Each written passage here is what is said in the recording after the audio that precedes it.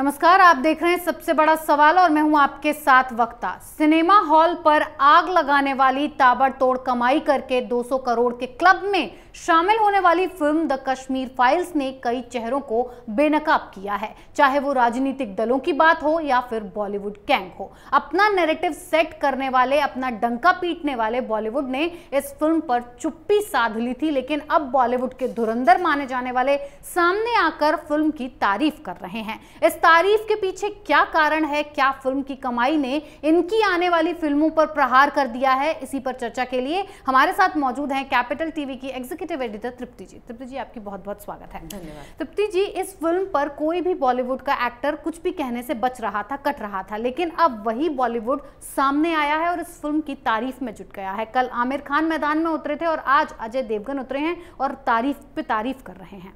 क्या वजह है इस तारीफ की? देखिए, कामयाबी सबसे पहली बात। बॉलीवुड में पैसा और कामयाबी, ये दो ही चीज़ें होती हैं जो आपको अपना नैरेटिव, अपनी सोच, अपनी विचारधारा, अपना कैरेक्टर सब कुछ बदलने पर मजबूर कर देती हैं।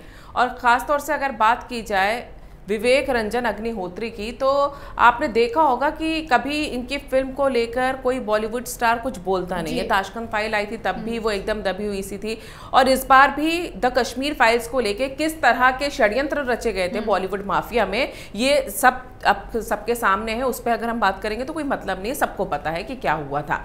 उसके बाद जब उनको लगा था, पूरे बॉलीवुड माफिया को ये लगा था भाई 10-15 करोड़ में बनी है फिल्म, ज़्यादा से ज़्यादा क्या होगा, थोड़ी बहुत हिट हो जाएगी। लेकिन जब इन्होंने वो जो बिग स्टार वाला जो क्राइटेरिया होता है 200 करोड़ के पास जब ये पहुंच गई, तो इन सबके होश उड़ गए।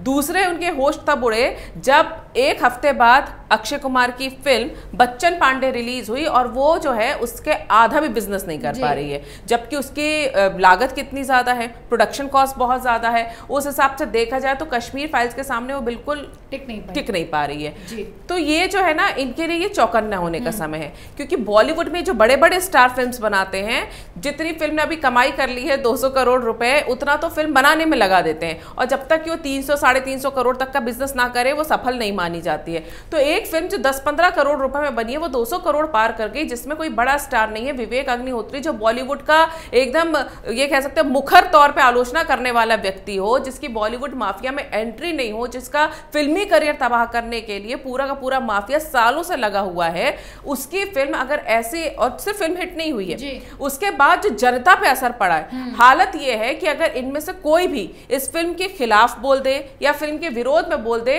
तो इनको ये पता है कि इनका करियर इस वक्त चौपट हो जाएगा। और जिस दौर से बॉलीवुड इस समय गुजर रहा है, खासतौर से जो मूवी माफिया के लोग हैं, उन्हें ये बहुत अच्छे से पता है कि 2 साल कोरोना और उसके अलावा सुशांत वाले केस के बाद जो इनकी फजीहत हुई है, इनको नेपोटिज्म का मुद्दा आ गया सामने, ड्रग्स का आ गया, और अब ये सबोटाज कैसे करते हैं ये खुल के सामने आ गया। ऐसे में अगर ये इस फिल्म के खिलाफ बोलेंगे तो इनकी जो आने वाली फिल्में हैं उनका वही हाल होगा जो कि अक्षय कुमार की बच्चन पांडे का हुआ है। कल आमिर खान ने बोला, अब आप आमिर खान की एक बात, मैं आपको यहाँ पे एक बात बताती हूँ कि विवेक रंजन अग्निहोत्री इकलौते ऐसे डायरेक्टर थे बॉलीवुड से आने वाले, उस फिल्म इंडस्ट्री से आने वाले, जिन्होंने आमिर खान के, जब वो टर्की गए थे 15 अगस्त 2020 को और फर्स्ट लेडी से मिले थे, एर्दोगान की बीवी से, तो खुलकर इन्होंने आलोचना की थी और ये तक बोला था कि ये आदमी ये जानता नहीं है कि जो पूरा इतना अवेयर रहता है, पॉलिटिकली अवेयर रहता है, क्या ये नहीं पता कि टर्की हमारा दुश्मन देश है, पाकिस्तान की मदद कर रहा है, किस तरह से कश्मीर में आतंकवाद फैला रहा है। उसके बाद ये वहां जाते खुली आलोचना की थी और सवाल लगाए थे आमिर खान की नीयत पर कि आप कैसे जा सकते हो ऐसे में। वो आमिर खान कश्मीर फाइल्स को लेकर बोल रहे हैं कि ये फिल्म लोगों को देखनी होगी। तो आप सोचिए, हर हिंदुस्तानी को देखनी होगी, तो सोचो आप आमिर खान की कितनी बड़ी मजबूरी होगी, किस तरह दिल पे पत्थर रखकर आमिर खान जैसा एक्टर जो शाहरुख खान से, यानी छोटे, इनके ईगोज बहुत बड़े होते हैं ना, शाहरुख खान से लड़ाई कर ली उसने तो वो उसको कुत्ता बोल दिया, ये मेरा कुत्ता, इस तरह की छिछोरी लड़ाइयां लड़ने वाले लोग, इतनी बड़ी बात अगर कोई बोल दे उसके बाद उसकी फिल्म की उसे तारीफ करने के लिए और उसे देखने के लिए लोगों को कहने पर मजबूर होना पड़े, तो इसके पीछे का सबसे बड़ा कारण यह है उनकी आने वाली फिल्म। ये तो किसी से छुपा नहीं है, सबको पता है कि आमिर खान अपनी फिल्म के प्रमोशन के लिए किसी भी हद तक जा सकते हैं, वो किसी भी तरह का समझौता कर सकते हैं, भले मुंह में राम बगल में छुरी हो, पीठ पीछे वो साजिशें ही रच रहे हो, लेकिन ये बोलना मजबूरी है। क्योंकि अगर द कश्मीर फाइल्स के बारे में वहां सवाल पूछा गया और वो जवाब नहीं देते या चुप हो जाते तो उसकी गाज वो उनकी जो लाल सिंह चड्ढा आ रही है उसके ऊपर गिरती ही गिरती। हालांकि अभी भी उन्हें लग रहा है कि वो तारीफें कर लेंगे तो उनकी राह आसान हो जाएगी, लेकिन इन लोगों के जो पुराने कुकर्म हैं बॉलीवुड वालों के, ये कैसे कोई भूल जाएगा, कैसे कोई भूल जाएगा आमिर खान के बारे में कि आपने बोला था इनटॉलरेंस है, आपकी बीवी को डर लगने लगा था यहाँ पर एक सीट की लड़ाई को लेकर जो हुआ था जुनैद का मामला। आप कैसे नैरेटिव फैलाते हैं, आप एर्दोगान की बीवी से मिलने चले गए उस समय जब हमारी खुफिया एजेंसीज को ये जानकारी मिल रही थी कि टर्की कश्मीर में को स्पॉन्सर कर रहा है, पाकिस्तान की मदद कर रहा है। उस समय आप उसकी वाइफ से मिलने वहां बैठे हुए थे और साथ में चाय पी रहे थे। आपको कैसे कोई ये भूल जाएगा कि आप 2005 में नरेंद्र मोदी को, जो आजकल वायरल हो रहा है वीडियो आप सभी देख रहे होंगे शेखर गुप्ता के साथ, उसमें आप नरेंद्र मोदी को मास मर्डरर बोल रहे थे। आप जो है वहां पे गुजरात दंगों के लिए एक व्यक्ति एक पार्टी को जिम्मेदार ठहरा रहे थे, लेकिन आप कहीं भी गोधरा की बात नहीं कर रहे थे।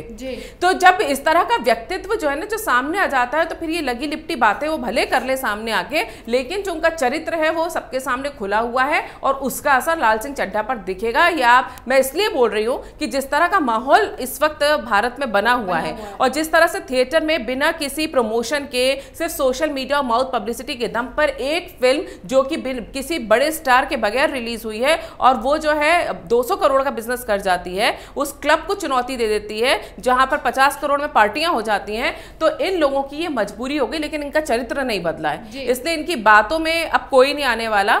इनकी मजबूरियां क्या है ये सब समझ रहे हैं, लेकिन इनकी नीयत क्या है ये भी सबको पता है। अजय देवगन के बारे में बताइए, वो भी आज बोल रहे हैं इस फिल्म के बारे में। उनकी कौन सी फिल्म रिलीज होने वाली है? उनकी भी फिल्म आ रही है, नाम मुझे नहीं पता, कुछ रॉकी करके कुछ नाम है, मुझे एग्जैक्ट नाम नहीं पता। बचाने के लिए उनकी फिल्म का कल ट्रेलर आया है और ट्रेलर के साथ ही साथ उन्होंने फौरन कश्मीर फाइल्स की तारीफ कर दी।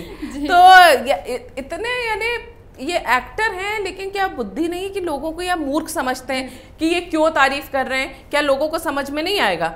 तो वहीं उनकी अभी बीवी होली पे ज्ञान दे रही थी सेव वाटर का, तो ट्रोल हो गई थी। मतलब आपकी सोच वही है, टिपिकल वो वामपंथी लिबरल टाइप का जो बॉलीवुड माफिया चलता रहा है, आप उसकी बातें करते रहते हो और जैसे ही आपको लगता है कि भाई ये सफल फिल्म है, अगर मैंने इसके बारे में नहीं बोला क्योंकि जनता की भावनाएं हैं, एक जन चेतना चल रही है उस फिल्म के साथ, अगर आप उससे पंगा ले लोगे तो आपकी फिल्म के आपका करियर चौपट हो जाएगा। तृप्ति जी, राम गोपाल वर्मा ने फिल्म की तारीफ बहुत ही अलग अंदाज में की है। वो कह रहे हैं कि इस फिल्म ने बॉलीवुड का कत्ल करके रख दिया है। इस फिल्म को हिट कराने के लिए जो मसाला फिल्म के लिए चाहिए होता है, गाने या और भी चीजें, वो इस फिल्म में नहीं है, लेकिन फिर भी फिल्म बहुत तेजी से भाग रही है।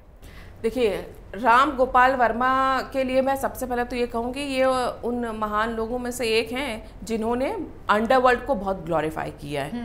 ठीक है, इनको शायद ये इन्होंने अपने ट्वीट में ये बोला भी है कि अब मैं ये सब नहीं सीख सकता, क्योंकि आपने जो कर दिया ना, आपने जिस तरह से अंडरवर्ल्ड को डी कंपनी और ये सब बना के भीखू मात्रे वाली जो फिल्म थी सत्या, आपने एक ऐसी चीज को ग्लैमराइज किया था जो कि किसी भी तरह से युवा पीढ़ी के लिए, भारत के लिए अच्छी चीज नहीं थी।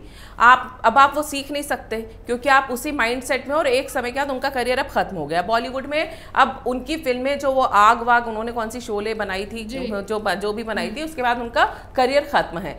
अब उनके लिए ये है कि अब वो बैठे बैठे कुछ नहीं यही लिख रहे हैं। उनको पता है कि भाई ये फिल्म कामयाब हो गई, और जो बॉलीवुड के लोग हैं ये उन पर भी ताना मार रहे हैं क्योंकि ये भी तो साइडलाइन चल रहे हैं ना अभी। तो भाई बहती गंगा में ये भी हाथ धो रहे हैं बेसिकली, और ये कहना चाह रहे हैं कि बॉलीवुड के लोगों को ये एक सबक है कि अगर आप ये सोचते हैं कि फिल्म में एक बड़ा स्टार ले लो, है ना, फिल्म में अच्छे गाने डाल दो, आइटम नंबर डाल दो, जो खुद ये भी करते थे, है ना, इनके राम गोपाल वर्मा, आइटम नंबर डाल दो, थोड़ा ग्लैमर डाल दो, एक है ना अंडरवर्ल्ड की कहानी डाल दो, किसी नेगेटिव कैरेक्टर को जो असल जिंदगी में नेगेटिव है उसको ग्लैमराइज करके पेश कर दो और लोग उसको अपना आइडल समझने लग जाएं। इस तरह की जो साजिशें हैं अब वो नहीं चल पाएंगी क्योंकि लोग जागरूक हो गए हैं और लोगों को समझ में आ गया है कि वो सच क्या है जो वो देखना चाहते जाते हैं और जो ये लोग मूवी बनाते हैं, जो ये फिल्म बनाते हैं, ये किसके पैसे पे बनाते हैं, क्यों बनाते हैं, अगर किसी को ग्लोरीफाई कर रहे हैं तो उसके पीछे का मकसद क्या है।